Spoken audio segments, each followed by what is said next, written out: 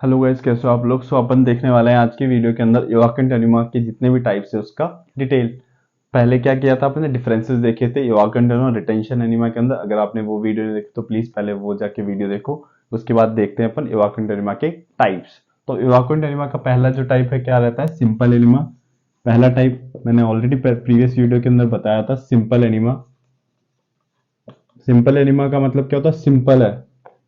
Simple है इसका मतलब क्या यूज कर रहे हैं, फैंसी चीजें यूज नहीं करने वाले। क्या यूज करने वाले, नॉर्मल लाइन यूज करने वाले, shop and water. Shop and water use करने वाले हैं, नॉर्मल लाइन यूज करने वाले हैं। तो सिंपल एनिमा का जो पर्पज रहने वाला है सेम जैसे इवाकुएंट एनिमा का टाइप है तो सेम रहने वाला है।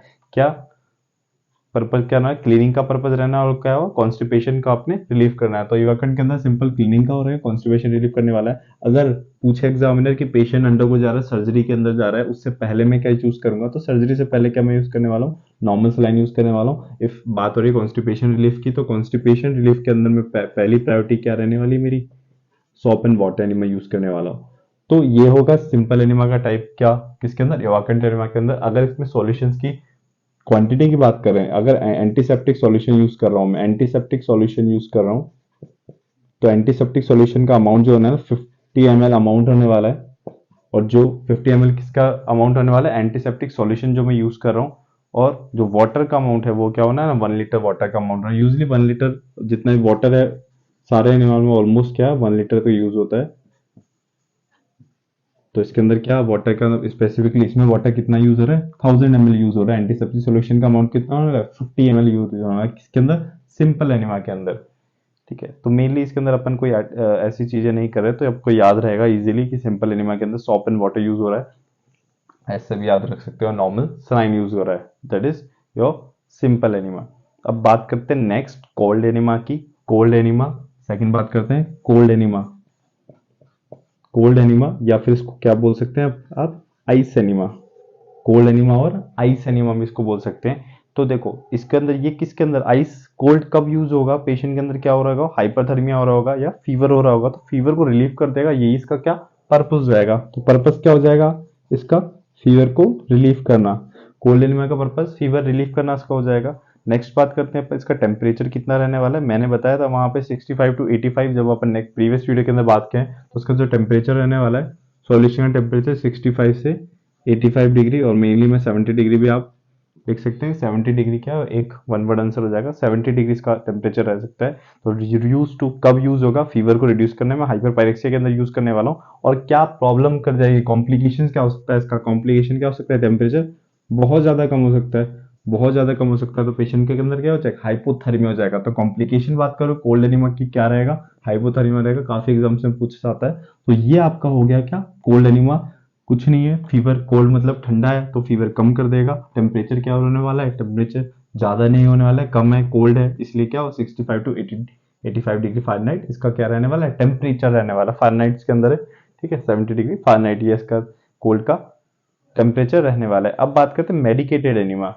मेडिकेटेड एनिमा नेक्स्ट जो बात करते हैं इसकी, मेडिकेटेड एनिमा। तो मेडिकेटेड एनिमा के अंदर क्या आता है, पहले ऑयल एनिमा या लेग्जेटिव जो एनिमा है उसको ये भी बोल सकते हैं, oil enema, laxative enema. Third क्या आ गया, मेडिकेटेड एनिमा। मेडिकेटेड के अंदर ऑयल एनिमा और लेग्जेटिव एनिमा।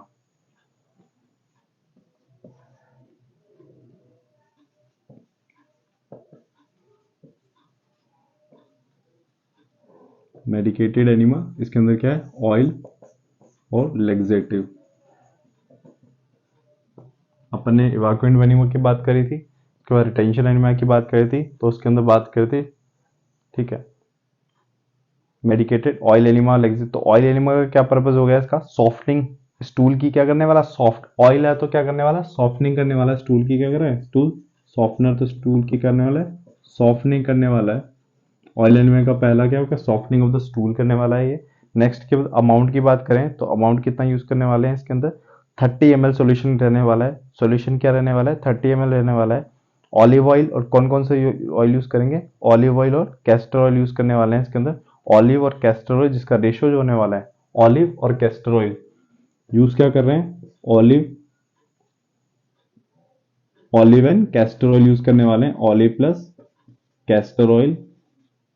तो उसको ऑलिव और कैस्टर ऑयल, क्योंकि कैस्टर ऑयल बहुत थिक होता है तो कंसिडरेशन इसकी 2:1 रहने वाली है, और अमाउंट जो सॉल्यूशन का रहने वाला है वो 30 ml रहने वाला है। किसके अंदर? ऑयल एनिमा के अंदर। याद रखना, ऑयल है तो अमाउंट कितना है? कम है अमाउंट। और सॉल्यूशंस कौन से यूज हो रहे हैं? Olive and castor. Castor thick होता है इसलिए ऑलिव की क्वांटिटी ज्यादा रखने, कैस्टर की कम रखने, इसलिए रेशियो जो हो रहा है इसका 2:1 हो रहा है। कहाँ पे?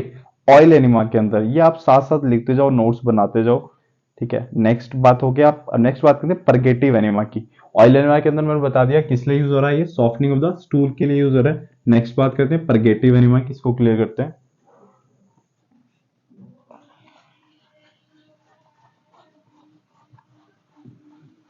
आप साथ साथ नोट्स बनाते जाएं फाउंडेशन के।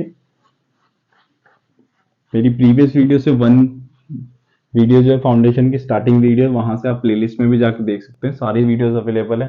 साथ साथ नोट्स बनाते जाएं, कोचिंग की भी आपको रिक्वायरमेंट नहीं है। अब बात करते हैं परगेटिव एनिमा की। परगेटिव परगेटिव एनिमा, तो परगेटिव का मतलब क्या होता है? पर्पस देखो इसका, परगेटिव का क्या होता है, क्या करने वाला है? मोस्ट कॉमन एनिमा भी बोलते हैं इसको, गिल्सरी एनिमा भी बोलते हैं, मोस्ट कॉमन एनिमा। किसके अंदर? क्लिनिकल प्रैक्टिस के अंदर। अगर क्लिनिकल प्रैक्टिस या हॉस्पिटल की बात करूं तो ये क्या एनिमा है? Most common. Most common enema अगर पूछ लिया एग्जाम के अंदर तो क्या आएगा? Purgative enema. किसके अंदर? हॉस्पिटल और क्लिनिकल प्रैक्टिस के अंदर। तो परगेटिव एनिमा का पर्पस की बात करूं तो पी से क्या है देखो, आप पेस्टिलासिस बढ़ाना, तो इंक्रीज करने वाला है क्या? पेस्टिलासिस इंक्रीज करने वाला है। सॉल्यूशंस की बात करूं, किसके अंदर सॉल्यूशन जो यूज होने वाला है, क्या करने वाला है? Glycerine mainly. ऑलरेडी मैंने बताया कि परगेटिव को क्या बोलते हैं? ग्लिसरीन एनिमा भी बोलते हैं। तो सॉल्यूशन सेम यूज होने वाला है, क्या? ग्लिसरीन यूज करने वाला है। और क्या साथ में यूज कर सकते हैं? क्या यूज करने वाले हैं? ग्लिसरीन यूज करने वाले हैं, क्योंकि ग्लिसरीन एनिमा नाम क्या होगा, साथ में क्या करते हैं? कैस्टर ऑयल भी अपन साथ में यूज कर सकते हैं। किसके अंदर? परगेटिव एनिमा में। परगेटिव है, परगेटिव मतलब पेस्टिलासिस को बढ़ाना, तो उसका जो पर्पस होने वाला है, क्या करने वाला है? ये पेस्टिलासिस को क्या करने वाला है? बढ़ाने वाला है। पेस्टिलासिस पेस्टिलासिस को बढ़ाएगा तो क्या होगा? पेस्टिलासिस को बढ़ाएगा तो उससे क्या होने वाला है? बाउल क्या आपका क्लियर हो जाएगा। तो ये हो गया इसका परगेटिव एनिमा के अंदर। अब इसमें देखो सॉल्यूशन की बात करते हैं। सॉल्यूशन में क्या करने वाला हूँ? ग्लिसरीन और कैस्टर ऑयल लेने वाला हूँ। तो ग्लिसरीन और कैस्टर ऑयल का आपको सॉल्यूशन का आपको रेशियो चाहिए, तो ग्लिसरीन और कैस्टर ऑयल का जो है उसका रेशियो कितने वाला है? 1:1 रहने वाला है। अगर मैं बात करूं तो ग्लिसरीन और कैस्टर ऑयल का जो सॉल्यूशन है, इसका जो रेशियो इसका 1:1 रहने वाला। वहां पे 2:1 रहा था किसका? ऑलिव ऑयल और कैस्टर ऑयल का। यहाँ पे थिकनेस सेम है तो 1:1 रहने वाला है किसका? ग्लिसरीन और कैस्टर ऑयल का, ठीक है। इसका रेशियो कितना? 1:1 रहने वाला है यहाँ पे परगेटिव एनीमिया के अंदर। अब गिल्सरीन जो करता है, क्या करता है? पेरिस्टालसिस को बूस्टअप कर देता है। तो रिजल्ट क्या होता है? चाइल्ड के अंदर क्या होता है? जिससे डायरिया हो जाता है। तो उसके अंदर अमाउंट जब मैं बात करूंगा तो अमाउंट के अंदर, जब ऑयल एनीमिया की बात करी तो वहाँ 30 ml यूज कर रहे थे, और परगेटिव एनीमिया के अंदर जो मैं अमाउंट की बात करूँ तो वो अमाउंट जो रहने वाला है 100 ml रहने वाला है। काफी एग्जाम्स में पूछा जाता है, विच इज दो चीजें पूछी जाती है, मोस्ट कॉमन एनीमिया कौन सा है और अमाउंट जो उसका सॉल्यूशन का कितना होता है। 100 ml होता है परगेटिव एनीमिया के अंदर। तो ये आपको ध्यान में रखने वाली बात है। नेक्स्ट अब बात करते हैं कार्मिनेटिव एनिमा की या एंटीस्पाज्मोडिक एनिमा। नेक्स्ट बात करते हैं कार्मिनेटिव एनिमा। आई होप यहां तक गाइस आ रहा हो आपको समझ में। कार्मिनेटिव एनिमा, अगर वीडियो की क्वालिटी कम लग रही है तो आप वहां पे सेटिंग के अंदर जाके वीडियो की क्वालिटी भी बढ़ा सकते हैं, 1080 कर सकते हैं, मैक्सिमम कर सकते हैं, एडवांस सेटिंग्स के अंदर जाके। कार्मिनेटिव एनिमा, कार्मिनेटिव का मतलब क्या हो गया? क्या करना है हमने? एंटी स्पाज्मोडिक एनिमा, तो स्पाज्म को रिलीफ कर रहा है। स्पाज्मोडिक एंटी, तो स्पाज्म को क्या कर दिया? रिलीफ कर दिया।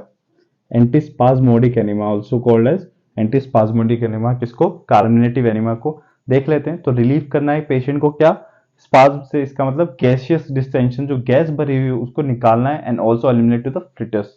तो क्या करने वाला है? ये गैसियस डिस्टेंशन हो रहा है उसको कम करने वाला है। तो मैं यहां लिख देता हूँ, कार्मिनेटिव में गैसियस डिस्टेंशन है, जो डिस्टेंशन,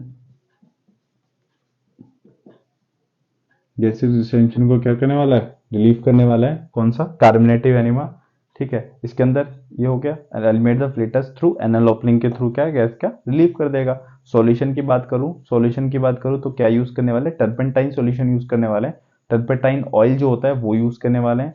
टर्पेंटाइन ऑयल यूज करने वाला है तो उसकी क्वांटिटी क्या होगी, जब भी मैं ऑयल यूज करता हूँ तो उसकी क्वांटिटी कम रखता हूँ। तो टर्पेंटाइन जब ऑयल यूज कर रहा हूँ, टर्पेंटाइन ऑयल यूज कर रहा हूँ तो उसकी क्वालिटी जो उसकी अमाउंट जो होगा उसका क्या होगा, अमाउंट कम होगा। वहां पे ऑयल एनिमा के अंदर मैंने अमाउंट बताया आपको 30 ml, यहाँ पे जो इसका अमाउंट होने वाला है वो 8 से 16 ml तक अमाउंट होने वाला है। 8 से 16 ml तक इसका अमाउंट होने वाला है। साथ में क्या, अगर मैं वाटर का अमाउंट की बात करूं, वाटर अमाउंट की बात करूं तो वहां पे वाटर का अमाउंट क्या है, यहाँ पे क्या होने वाला है 600 से 1200 ml तक। टर्पेंटाइन ऑयल की बात करें तो 8 टू 16, और वाटर की बात करूं तो 800 से 1600 ml तक। वाटर की अगर मैं बात करूं कि वाटर का कितना अमाउंट होने वाला है 600 से 1200 तक, सॉरी कितना रहने वाला है 600 से 1200 तक अमाउंट रहने वाला है किसका, वाटर का। जब बात करता हूँ टर्पेंटाइन ऑयल के साथ में अगर वाटर के अमाउंट की रेशियो की बात करता हूँ, यहाँ 8 टू 16 ml कम है क्योंकि ऑयल है। वाटर मैंने बताया लीटर तक हमेशा होता है, तो यहाँ पे 600 से 1200 ml तक वाटर का अमाउंट रहने वाला है। ये मैंने आपको बता दिया। अब बात करते हैं अपन एस्ट्रिंजेंट एनीमा की। ये हो गया कार्बोनेटिक। अब बात करते हैं एस्ट्रिंजेंट एनीमा की। एस्ट्रिंजेंट नाम से ही लग रहा है, एस्ट्रिंजेंट मतलब इन्फ्लामेशन कम कर रहा है, इन्फेक्शन कम करेगा। एस्ट्रिंजेंट एनीमा, तो एस्ट्रिंजेंट एनीमा का पर्पस क्या होने वाला है, to reduce the inflammation of the lower bowel का इन्फ्लामेशन कम करने वाला है। एंटी इन्फ्लामेटरी एनीमा भी बोल सकता हूँ मैं, डेफिनेटली बोल सकता हूँ।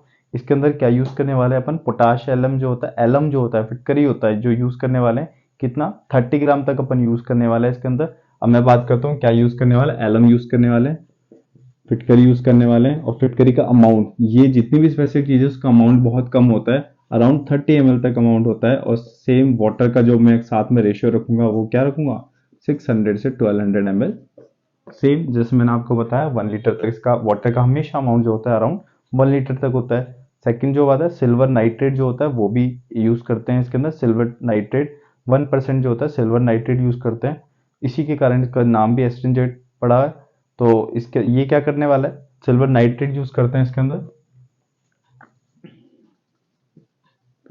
AgNO3 यूज करते हैं या सिल्वर नाइट्रेट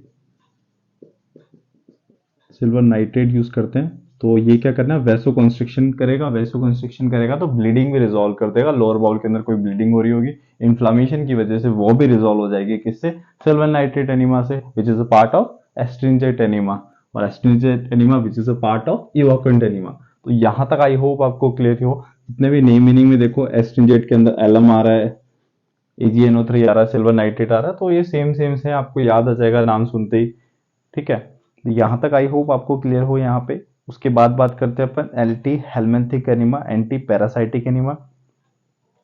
सेवन क्या है आपका, anti anti helminthes enema, helminthes enema या anti parasite enema. Anti parasite परजीवी जो होते हैं, हेलमिंथीज और पैरासाइट्स होते हैं, उनके लिए जो एनीमा होता है क्या, एंटी हेलमिंथीज एनीमा या हेलमिंथिक एनीमा, कुछ ही बोल दो। हेलमिंथीज के अगेंस्ट मतलब, और पैरासाइट के अगेंस्ट हो रहा है, इसलिए एंटी पैरासाइट एनीमा जो पार्ट है किसका, इवाकुएंट एनीमा का पार्ट है। तो एनीमा यूज किसके अंदर करने वाले, वॉर्म्स के लिए।